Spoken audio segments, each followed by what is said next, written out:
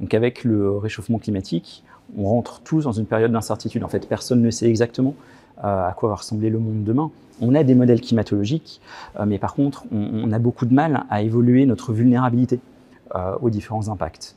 Par contre, il y a une chose que l'on sait avec certitude, c'est qu'aujourd'hui, on a encore le choix de notre trajectoire. On a encore le choix de savoir combien on va émettre de gaz à effet de serre, et on a encore le choix de savoir comment on va s'adapter à ces impacts. Et plus tard, eh bien, il y aura de plus en plus d'impacts, ce sera beaucoup plus difficile d'orienter les choses.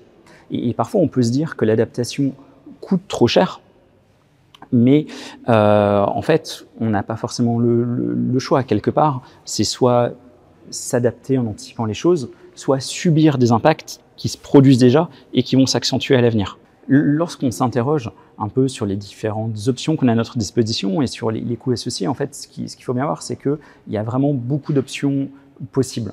Par exemple, pour adapter les villes aux canicules qui se multiplient, on a plein de solutions techniques. On peut isoler les bâtiments, on peut faire des toitures réfléchissantes, on peut mettre de la végétation dans les rues. Alors, chaque solution a des coûts différents, a des limites d'efficacité différentes. Mais aussi, ce qu'il faut bien voir, c'est que chaque solution présente aussi des inconvénients qui ne sont pas les mêmes et qui ne sont pas les mêmes pour les mêmes personnes. Par exemple, à Paris, les toits en zinc qui font partie de l'identité de la ville sont très mal adaptés aux fortes températures.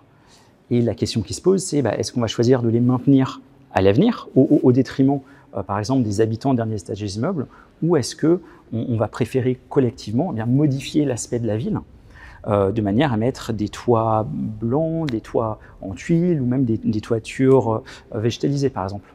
Il n'y a pas de bonne réponse.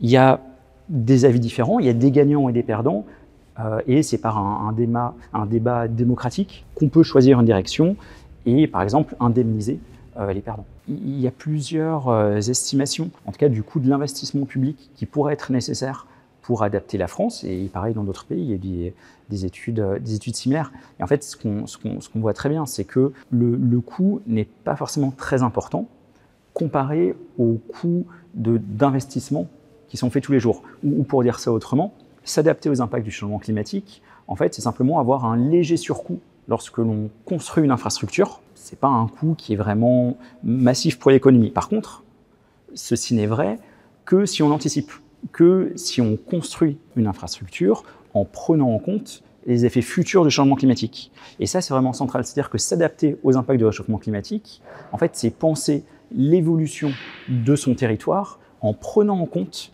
la contrainte que fait peser le réchauffement climatique. Un message important, je pense, c'est que l'adaptation aux impacts du changement climatique, ce n'est pas un simple choix technique, ce n'est pas un choix technocratique. En fait, ça pose énormément de questions d'organisation de la société qui doivent être décidées démocratiquement. Et vraiment, il y a quelques cas, mais il y en a plutôt en petit nombre, dans lesquels il y a une solution technique qui s'impose. Dans la plupart des cas, on a le choix entre, par exemple, construire une digue ou ne pas construire dans une zone dangereuse. On a le choix entre essayer de maintenir à tout prix une activité comme le ski dans les zones de moyenne montagne ou donner des financements ou indemniser de manière à essayer de développer d'autres activités. À chaque fois, c'est jamais parfait. À chaque fois, les coûts peuvent être importants pour la collectivité lorsqu'on accompagne, mais voilà, ce sont des choix qui se posent. Alors, le Forum international de la météo et du climat, pour moi, c'est un des rares événements dans lesquels le grand public, les experts et les décideurs discutent ensemble. Et je trouve que c'est vraiment un lieu important pour cela.